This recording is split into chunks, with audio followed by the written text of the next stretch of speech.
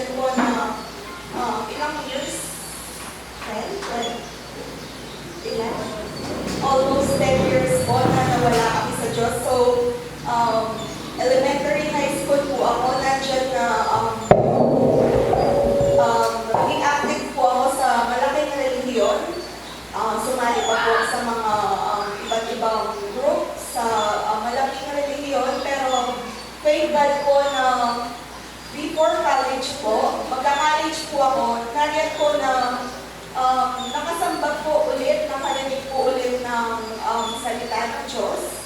Nandiyan po, siguro kung that time po na bago ako mag-college, hindi po nangyari yun na wala naman po akong sinasabi masama, pero siguro po pariwara po ako kung that time college hanggang ngayon hindi po ako nakabalik or nakakilala muli sa Diyos.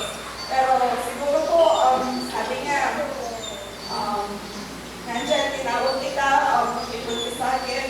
So, pinili kita. Nandyan po, thankful po ako sa privilege na yun. Tayo, swerte tayo kasi isa tayo po sa mga pinili ng Diyos. Kasi ang dami pong tao, billions. Pero isa po tayo sa mga pinagkatiwalaan po niya ng opportunity na to. So, nandiyan po, isang tawag lang po natin sa kanya, di ba po, nandiyan na po siya lagi. So, nandiyan po nakakilala ko sa Diyos, nandiyan naging active din po sa church noon. And then, dumating po yung mga pagsubok din sa buhay ko, sa work, ganun po, sa love life.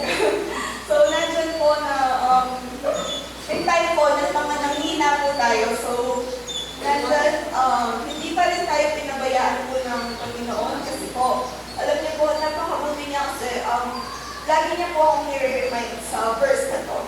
Matthew 6:33, seek ye first the kingdom of God. So, lagi po saan ko man makita, sa pader, sa phone, sa time, lagi po, yun yung kailangan sa akin, 6:33. So, parang reminder yun na kailangan unahin mo siya, mag-ipon ka sa mga, yun po. So sana tayo din po. Sorry po. So, sana po, ganun din po tayo kasi sa kabila ng mga natin, kasalanan po, nandyan, nakita ko sa buhay ko na hindi ako pinabayaan ng Diyos. Nandyan po na ang dami kong pagkukulang pero hindi ko po nakita, iniwan niya ako. Marahil naiwan ko siya, pero ako po, hindi po niya ako iniwan sa buhay ko. Kami po ng family ko, mag-anak ko.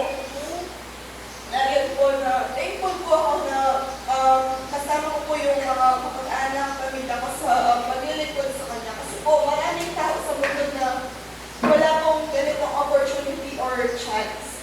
So, siguro, it's time mo na nandyan, pasalamatan ko din po siya sa hiniling ko po sa kanya. Nandyan po, pinag-pray ko po na makaalis ako. Nandyan po, binigay niya po sa akin ito. Sana po, patuloy po niyang loobin yung bagay na to sa buhay ko. Sabi po, nung pinag-pray ko po itong bagay na to, itong pag-alis ko, yung pong pinakawakan ko pong verse dito is yung Isaiah 60. Correct me po if I'm wrong, yung when the time is right, the Lord will make it happen. So, thank you po sa Panginoon na nandyan, pinahintulutan niya po ito. Sana po, gamitin niya po ito yung bagay na to sa paglaro ko spiritually, mentally, sa lahat po ng aspects. Nandyan po, ano ba ba? So, madami po pong bagay na dapat ipagpasalamat sa Diyos. Yung umaga lang po, gigising tayo, blessing niya po yun, yung pag-iingat niya sa atin. Sa bawat pag-drive ko din po, minsan, hindi pa po ako nakakot ng accident.